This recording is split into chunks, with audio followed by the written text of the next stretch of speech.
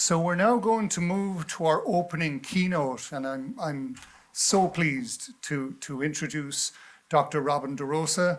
So Robin is Executive Director of the Open Education Network, based at the University of Minnesota.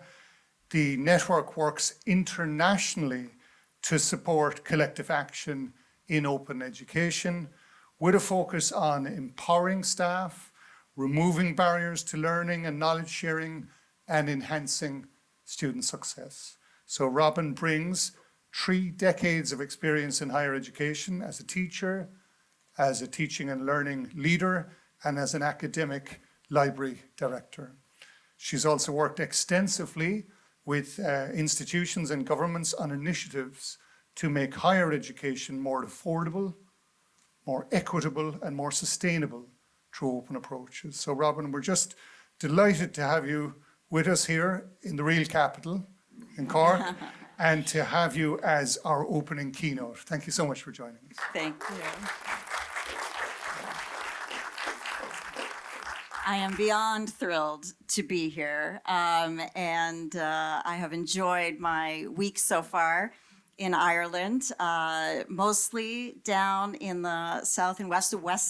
West is best, this is what I'm told, and it's been amazing. I am going to move kind of quickly because I have a lot of stuff I want to cover, but I really hope to spend the day talking with you all more, answering questions afterwards throughout the day, and also talking about all of the pubs that Phil and I have visited since we've been here, because it's been amazing. I do want to let you know, and Garrod and Colin and others will send you this later, so no need to call this up now. But if you do go to the talk, that's where you'll find image descriptions. If you use a screen reader, that could be helpful for you. But also there's lots of studies that I'll be referring to and data, and all of the citations for that stuff will be in this slide deck, and that's where you can find that after the talk. So I just want to start by talking about how I got here, which was an airplane. I am from the northeast corner of the United States in New Hampshire, the unceded territory of the Abenaki peoples. And I study in my field American history and literature from about 1400 to 1800, which is a very interesting time in American history because we are throwing off the yoke of British colonialism, which is something some of you may know something about. And we're also actively working to colonize and extinguish the indigenous cultures of the Americas. And so that confluence of America being founded on this sort of revolutionary and democratic principles of anti-colonialism, and also at the same time seizing indigenous lands to build our public universities, right? That's where we call them our land grant institutions, and those lands were granted by force. And so I enter the higher ed space with a very complex history behind me and a sense of place. And I've really been enjoying over the last few weeks learning about the Irish history that so informs how you come to your higher ed conversations. But besides the airplane, I also got here through a journey that probably sounds like many of your journeys. I was originally an academic and a researcher and came into teaching through my academics, and through teaching became also more of an advisor, academic advising. But of course, when you do academic advising, you realize a good chunk of what you're dealing with are the other challenges that our students are facing. Financial hurdles, mental health issues have been very salient in the last few years especially. And from there, also started working in faculty development, teaching in learning centers, managing a library, thinking about how knowledge is exchanged. And through all of this work, I often found myself feeling like I was doing the work in spite of my institution instead of with the full support of my institution. I always felt like the institution was sort of squeezing me from all sides, and we were fighting to do the work that we were doing. And I always wondered what would happen if instead of squeezing ourselves, Oh, you still have it, but I don't have it. There it is, it's back. Instead of squeezing ourselves to fit into institutions, what would happen if we change the shape of our institutions so that we could fit better inside of them? And when I say we, I mean all of us, all learners, students, academics, researchers, advisors, staff. And that led me to this idea that, like, what if we took care and listening and used those as the jumping off point for innovation? What we tend to find now, especially in the ed tech industry, is a sense that we're going to innovate first and listen second, right? I have all these new ideas, they're exciting, we're going to do this, we're going to do that. Well, what if we actually started by listening to our colleagues, our students, the learners, and said, what do we actually need? And what would happen if we built from that? And that's how I got to open education. Because when I learned about open, I realized, like, that's the point, right? It's taking the humans and organizing the structures around our human learning needs. So that's how I got here. How did you get here? You got here because the HEA is launching a national level initiative to refocus on open education. And this, I don't know if you know politically, but the United States is in a difficult place right now. And when I was invited to come here and speak about a national effort to foreground open, you know, Colin and Garrod, they were like, we're so pleased you're coming. I mean, I felt tears, like, this is where I want to be. Because I spent a lot of time in the grassroots work of open education, and I don't often see the top-down support for that grassroots work. So you guys are standing at the juncture of a very exciting moment, I think, where you have, as most of you already know, because you've been doing it for years, you've got grassroots ideas, action, energy, activities, and now what we are seeing with the HEA is this real sense that we're going to provide support for those grassroots activities. And that's a special sauce that I don't see very often, particularly in this global political moment. So today we're going to talk about equity, sustainability, and promise.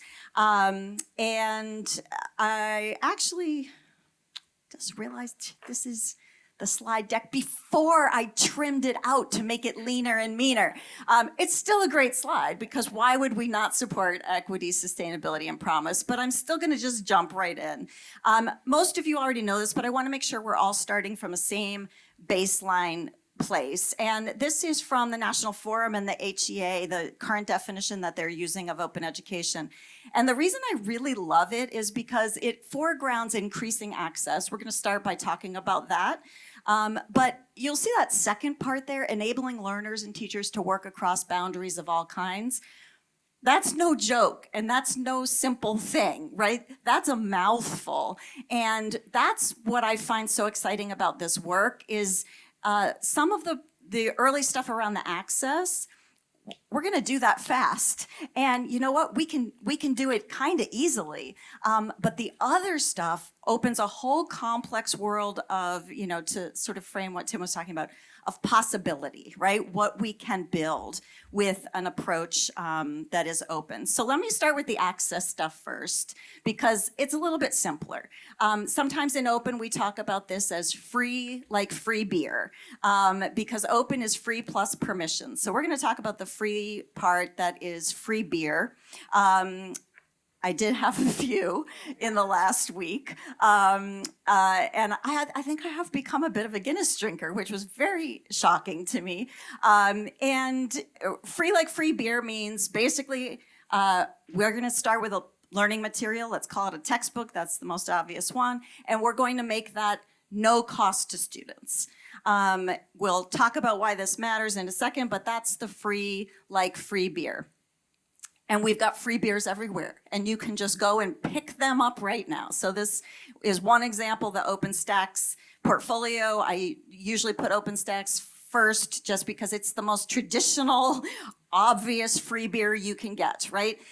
These are textbooks that if you talk to somebody outside of OER, they would never think there was anything different about them from your traditional Cengage, Pearson, whatever, textbooks. You can get them printed and bound, in which case they will cost what the printing and binding costs, but then they really will appear in all ways like a commercial textbook. You can also, of course, access them digitally for free. So that's free like free beer. And you know what? If you teach, for example, entry-level statistics, if you teach psychology, if you teach nursing, if you teach, you're done, right? Replace those textbooks, bring the cost down to zero, and we can do it immediately. And there's really no excuse. So let's just move on. So let's give some examples. And this depends on who you are in the audience, whether you will care about these slides, right? So we got stuff for all different folks and where you sit. But for some folks, they're really focused on the sort of financial impact on students and their families. And so here's an example of one school in the US, one program, the nursing program, at the University of North Georgia, saves students, and of course I did the conversions for you, 78,000 euros in one academic year by implementing OER in 5 nursing courses. I did a similar thing. I was teaching a English literature course. English literature is not the place where students rack up major college debt, right? Because our books are much cheaper.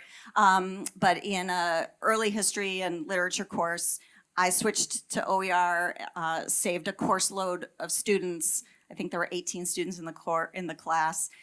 Over the course of a year, like $12,000 or something. So it takes nothing to make a big impact. But then we notice that these impacts compound. They compound really, really quickly. So Colorado, actually, the state of Colorado in the US has the same number of undergraduates, roughly, as Ireland. And in the first year of their OER initiative, they saved 3.9 million euros for students. This was only about 10% of their students being touched by that first year initiative. They did put some dollars in. We're going to talk about investment and how that matters in a little bit, and found that the return on investment was enormous for every dollar they spent in terms of what they could get back for their students. And in the first 6 years of their program, because those costs also compound over time, they are expected to surpass 64 million euros in savings. It's not very difficult to make pretty immediate and quick impact. Another way of sort of making that impact bolder is to look, instead of at particular textbooks or particular courses, to look at whole degree programs. And there's some really interesting data that shows that when you convert not just a course, but a whole degree program, and here are some of the degree programs at Montgomery College in Maryland that converted to what we call zero cost degrees, Z degrees, or Z degrees, depending, that they actually found, in addition to the cost savings, enormous enrollment growths in those programs, including we're having a bit of a demographic cliff in the United States. I'm thinking maybe some of the young people are also trying to get out of the United States. So again, Ireland, big opportunity for you to attract folks. But as those enrollments are generally going down, what we're finding is schools that are pulling in Z degrees, their enrollments are actually climbing because students are, and their families are excited about having no cost for textbooks in those programs. It matters for you guys. One easy metric of saying, whether your students have financial need or not is the SUSY grants. And this past year, more than 40% of your undergraduates were qualifying for these grants. So we know that, roughly half of your students are conscious about the pressures. And when we're talking about the cost of college, in Ireland, we're talking about all the costs of college. So in addition to things just like lost opportunity cost, right? I could have been working, but instead I'm going to college, and that's going to cost their family money. We're talking about the housing crisis that we're seeing in many of our areas of the country, and we're talking about things like learning materials and books. So it matters, and students tell us over and over again, this is a 2022 survey, but we have data for years now that show us that just the cost of textbooks alone is directly impacting student success. So we're not talking about some kind of abstract, like, it's too bad, it costs so much to learn. We're talking about students who are actually dropping out of classes, taking fewer credits, and therefore extending their time to graduation and making it more likely they won't complete college. And we're talking about students who choose majors because some majors are too expensive because of the cost of those textbooks. So this data really shows us that those costs are impeding student success. So if student success is one of the things that you guys are talking about in your campus, we absolutely need to care about this. But it's not enough to just make things cheap or make things free. So here's the question I have for you. Has your institution ever tried a cost-cutting method that you think actually made things worse for learners? So please raise your hand if you've been involved in CA. I mean, most things, right? My institution had the great idea that we could have the library open for fewer hours, and that would help, save some money. Great, but not good for learning. So the beauty here is with OER, all of the data, and we have quite a bit of it from the early 2000s at this point, right? When I first started doing this, we were guessing, but now we know. We have many, many impact studies that show us that when you change from commercial learning materials to open learning materials, you not only save students money, you improve learning outcomes. Fewer drops and withdrawals, improved grades of C or better, improved retention rates overall, more credits earned by students, improvements across all demographics. But a recent study did a really nice survey and found that there was a 1/3 additional benefit for students who are traditionally underserved by education in the United States. That included students of color and what we call Pell eligible, or students living at the poverty level. So these benefits are real. So that arrow there that says, maybe you don't believe me, when you go to the slide deck, you're gonna look underneath and you're gonna see all the data for all these studies, right? So that you can pull them out when you need to convince your colleagues that this is the way to go. So that's free beer that pays. But I also want to remind you that nobody ever got a pint of free beer in their lives. And I know this because I've been at a bunch of pubs recently where I got some free beer. And then you know what? Next round came and I bought the beer, right? So part of what we're talking about here when we're talking about the free beer is we're talking about an ecosystem of sharing. So we have to make sure that everybody's doing their round. But also that the person who is pouring the Guinness, and it is an art, I have realized, that the person who is pouring the Guinness is well paid, happy in their job, right? So part of what we realize here, and this is why the HEA is so important, is that the beer is free for students, which sounds terrible, but it's not free to make, right? So we have to invest, marginally at least, in the infrastructure that's going to allow us to build this sharing economy. But the last piece I want to talk about and spend a little more time on is this second part of the definition.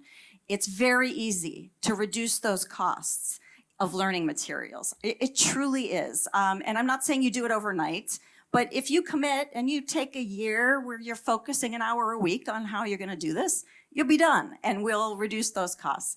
But let's talk about the second part here, all of the cool things that we can do when we think about open education, because the other part of open is not free like free beer, it's free like freedom, right? And these are the permissions that come with open. They usually are through a Creative Commons license, which sits on top of copyright, so you still got your stuff copyrighted, but you're giving permission for people to use your materials, or other people have given permission for you to use them in so many ways beyond just sharing, but also in this sort of adaptability. And I don't really care if you ever adapt an OER or change it or do anything with it. Symbolically, this is very important because what it suggests to us is that knowledge is to be shared. Knowledge is communal. And if I come up with an idea, I trust and know that when I share it with Lori, it has the potential to get better. And if you know Lori, it probably will.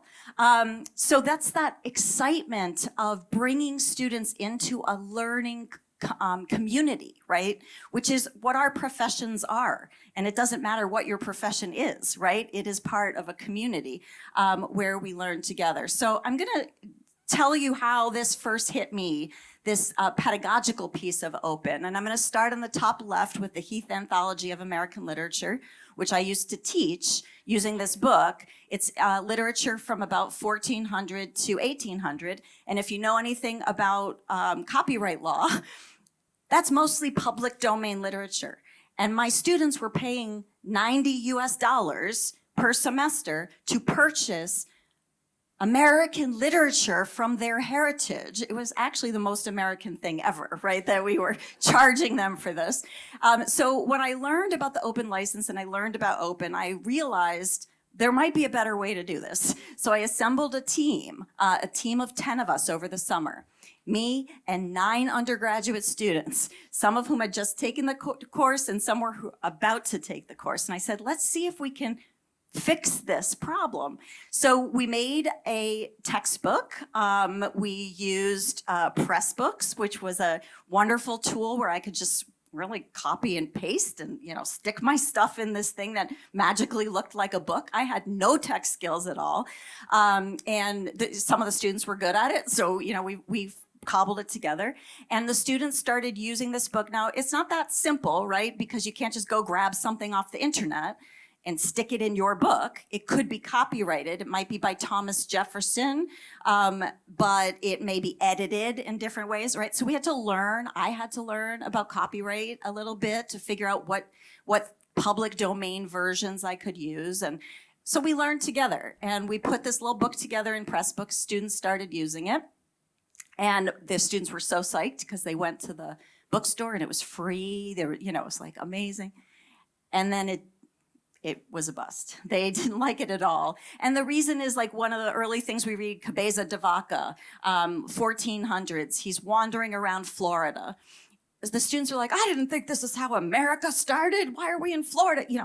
It didn't have maps. It didn't have explanations. It didn't have footnotes, right? The stuff that they had counted on. And just as I was about to chuck it and say, let's go buy used versions of the Heath Anthology, we realized, well, this book, we put all the stuff in here. We could put more stuff in here. We could write that stuff ourselves because you know what? You are already going to write a paper on Cabeza de Vaca. Why don't you just do it a week early, put it in the book, and then your classmates will read it and we'll have a bit of architecture around that.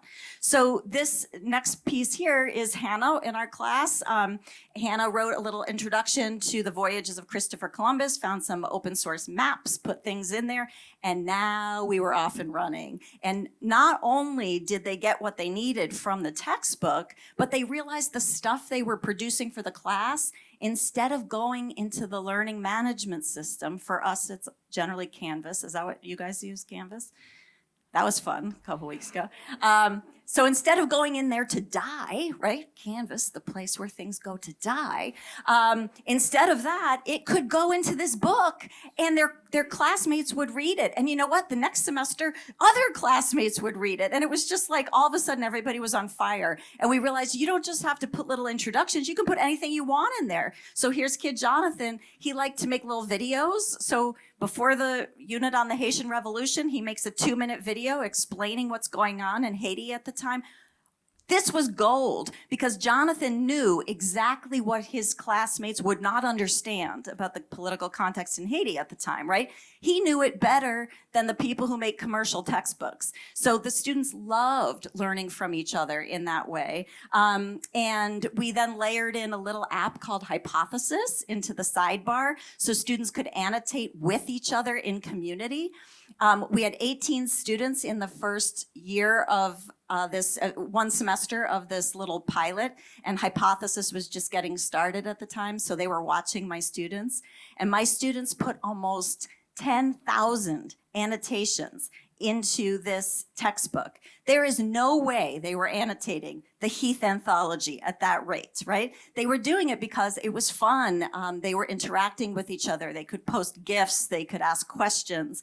And what happened was the next semester, best semester of my entire life in teaching, people in the evaluations, they were like, the best part of this class was the textbook. Like, have they ever said that to you before? No. And then, of course, I got a new job, and I left that, and I was never going to teach this class again. And I was sort of heartbroken until I realized this is a non-disposable, renewable project. And so my colleague, Abby Good, she took the class over. She forked that, made a copy of that textbook, and off and running. She had a focus on sustainability. And so in the sustainability version of her book, they had a whole bunch of added stuff about sort of climate and ecology. And then it just really started taking off. It was used by many, many students and people sort of all over the United States, including Tim Robbins at Graceland University, who actually got a grant and put together a big team of academics to work on this book, presented it at one of our most prestigious literature conferences at the MLA. Was the textbook that me and my students made amazing, great, fantastic? Actually, no. It was okay, right? Some of my students were like solid C- students, and there was some solid C- work in that textbook, and that was fine for us. But it provided a pathway for some totally transformative work that has changed academic publishing. When this new version that Tim is putting together is finally finished, it's going to replace the Heath Anthology, the Bedford St. Martin, and the Norton Anthology of American Literature. No one will ever use them again because there will be a much better, completely free version. That came from my students, right? Some of my students' stuff will probably still be in there. Much of it will not, but that's the beauty of open pedagogy. And this project blew my mind. And there's different ways that you can define open pedagogy or the practices that accompany open. It doesn't really matter, how you settle on it. But I tend to think about it as moving from disposable assignments to non-disposable assignments, but then even better to renewable assignments that we think have purpose and ongoing value, and people can continue to work on them. Instead of thinking of, basically as the lecturer, like I'm doing to you right now, where I open up your brain and I deposit information, that's the download model. Instead, we think of students actively uploading their ideas, participating in their communities, and thinking about, instead of a classroom where the knowledge stays locked down, as actually many of the speakers mentioned this morning, we're thinking about how can we share what we are doing in our work. Some examples that I tend to use because I just think they're so easy and interesting.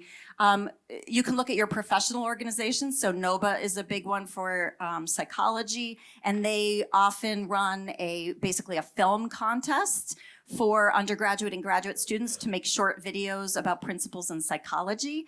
Those videos become openly licensed, so they can be used in OERs, but also this is non-disposable work where their students can actually contribute, right? In some cases, they have cash prizes. The students probably enjoy that as well. But you don't always have to invent the projects. You can look into your professional organizations and opportunities to see what's out there. Of course, Rajiv Jangiani, this is his textbook, and he's the Batman to my Robin in open education, one of my favorite collaborators. And he created this wonderful OER textbook that's in use in lots of places, but people were sort of complaining that it didn't have the ancillary materials, the test banks that are very ubiquitous in psychology. So one semester, instead of jettisoning the textbook, he asked his students to write test questions for the textbook. He said that was the best semester he ever had because Pedagogically, it was so much more effective to have students write questions than just answer them, because they had to think about 3 plausible wrong answers and why, and really understand that. The semester after they wrote the test bank questions, it went to the graduate students in psychology so that they could review the test questions and improve them. And the next semester after that, it went to the computer science students who created the test bank mechanism, right? So that people could actually use it digitally. So whatever you need, there's an opportunity to make that and also to co-create that, right, with your students. This is another one I love, environmental science bites. Let's say you adopt an OER environmental science textbook, or maybe you're even using a commercial textbook or set of free resources. This is a wonderful additional piece from students at The Ohio State University, where every semester they write, they apply the environmental science principles and write about current events in environmental science. This textbook will never end because there will always be new things, and your students can read these, so you can assign them, but you can also have your students write them and participate in environmental science bites. So really wonderful ways for students to share their knowledge. Lots of places you can look for examples of this kind of stuff. And what is this kind of stuff? Call it whatever you want, right? Open educational practices, pedagogy, non-disposable or renewable assignments, reusable learning resources. And speaking of that last one, I really want to direct you to the MTU RLR initiative that won this award, because if you go here, and again, the link is in the slide deck, you will not just hear how wonderful MTU is in doing this kind of work, but you'll see the last 2 years bank of examples. And I was gonna pick an example, but I couldn't because they were all so good from a whole variety of different disciplines, examples of work that is being done right now, right here at the school that you sit in. Another place you can go is the Open Pedagogy Portal, which is supported by my organization, the Open Education Network.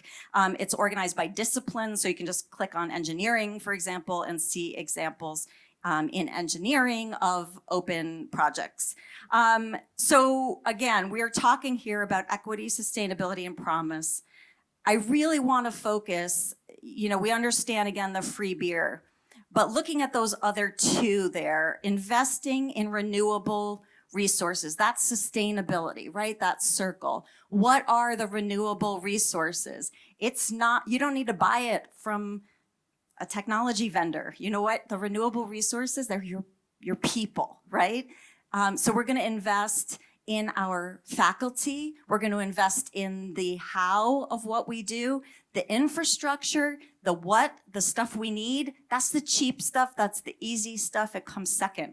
First, we're going to talk about what we need to inspire our faculty and our staff to think in these ways so that we can work with students, and so that the work that our institutions are creating is work that has impact in the world, right? Because we want to make our students agents who are able to transform the world according to the future that they want to see, right? It's very exciting. And in order to do it, we do not need to reinvent any wheels. That's the whole principle of open, is that people are working all the time and they are giving you foundations from which you can build. And a lot of this foundation has been laid globally and also right here in Ireland. Catherine will talk more about that as we go. So we're going to help faculty learn about OER, adopt free beer, right? Simple. So we got to show them where to go and how to do it. Talk to them about the pedagogy, about the exciting stuff that accompanies thinking in new ways about knowledge sharing. Some faculty will, more than I would expect, are going to want to make OER, publish things, adapt things. I actually never thought that. I thought, why would you do that? It's so much work.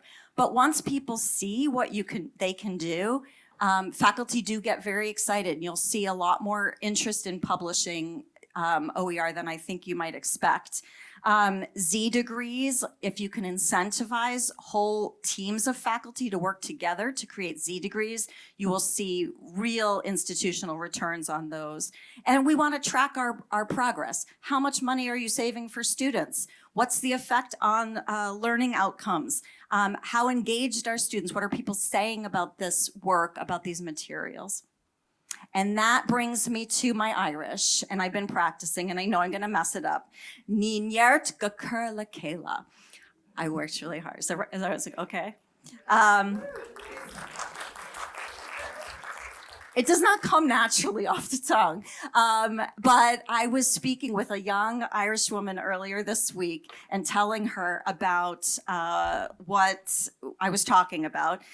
She is a somewhat recent university graduate, up building her life now. And she said, that reminds me of my school, primary school crest and our motto, which, you know, I think in Irish, generally the translation to English is, strength in unity, right?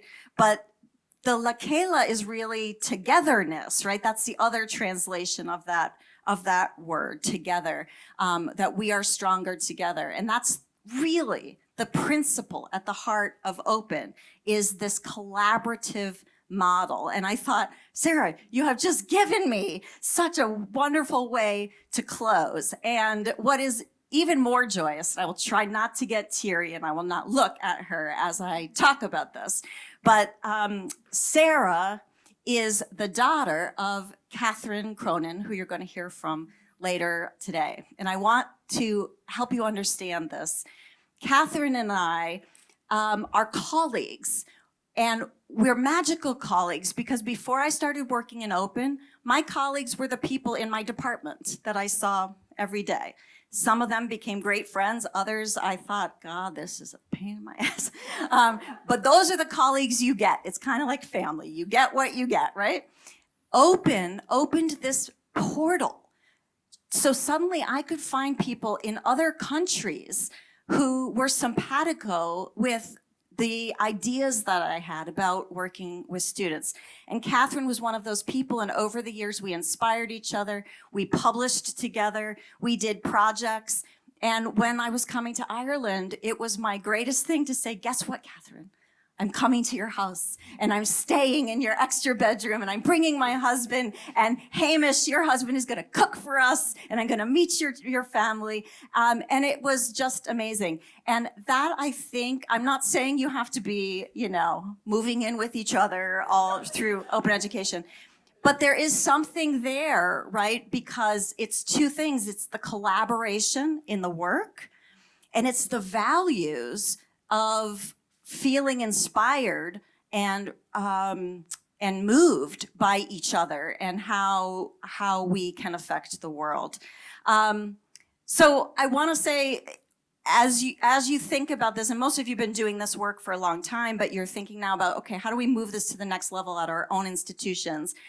Without reinventing the wheels, we have got you covered. The HEA and my organization, the OEN, the Open Education Network. So you should know about the OEN. We are not a vendor. We are not a company. We're not even a nonprofit. We are the University of Minnesota. We are another school just like you. And what we do is we facilitate partnerships between institutions and consortia so that we can all pay very small dollars and share infrastructure, support, and expertise to make that sustainable infrastructure for the free beer, right? Because the beer doesn't free itself, right? So we're going to work together to do that. And we're not going to go through this right now. You can click around in the slide deck when you get it. But basically, the HEA is going to facilitate your membership in the Open Education Network. There will be some emails coming from Colin and his friends, and you can see about how you take advantage of the opportunities for your institution so that we can supply some of what you need, whether that be the databases for tracking your cost savings, whether that be the train the trainers sessions, giving you the slide decks so that you can run these things on your own campus. We've got the publishing platforms. We've got discounts to additional platforms if you prefer to use something else. We've got virtual conferencing, all sorts of stuff that will help you institutionalize this work on your campus. If you want to get a jump start today because you're like, I just need to start right now, that's great. You can do whatever you need to do, but really the most important thing is think about your team.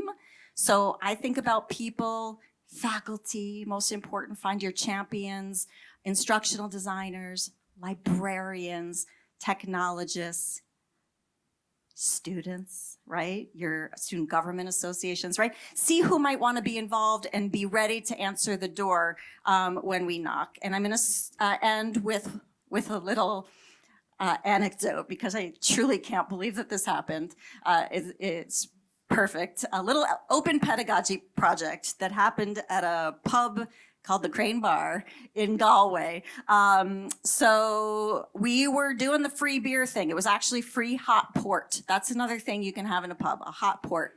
Highly recommend, 10 out of 10. So this is my husband, Phil, sitting to this side, and Caroline, we met in the pub, and we were just chatting. We said, Phil is Phil Lonergan. He's Irish, and we're going to try to track down. We know his family's from Tipperary. I didn't realize it was such a big county. So whatever, we're going to drive through Tipperary. And she said, that's so interesting. Asked a few questions. Well, I'm in bed in the hotel lodge later that night, just scrolling. And all of a sudden, ding, Caroline, my new best friend from the Galway pub, texts me and says, I've been doing some research. The Irish census, the 100-year census, just came out. So here I've tracked down Phil's family.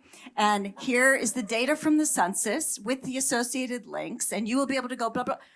Wouldn't you know, turns out Tipperary, near Clonmel, Ballybacon, that's the name of it. I'd take a picture because who will believe me in the US that it's called Ballybacon. And we found the spot where his family is from thanks to, this random stranger in a pub.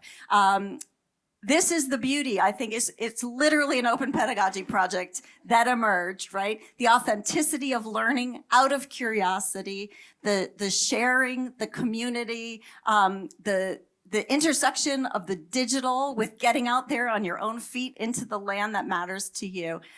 It was a beautiful way to enjoy this beautiful country. So I want to remind you that we're in this together. That's the whole point of this little endeavor. It's the difference between open and all other ways of working is that shared collaboration. Please find me over the course of today. I have a few things for you. I have stickers from the OEN that I would love to give you since you will be a member of our team now. I also have these incredible shells that I picked up on the Flaggy Shore. Can you believe it's actually called the Flaggy Shore? And a beautiful Seamus Heaney poem that I found based on that visit. And I'd love to share a shell and a sticker with you and answer any questions or put you in touch with anybody you need to feel like you can take your next step in this journey. I think that's what I've got for you today. So thank you so much.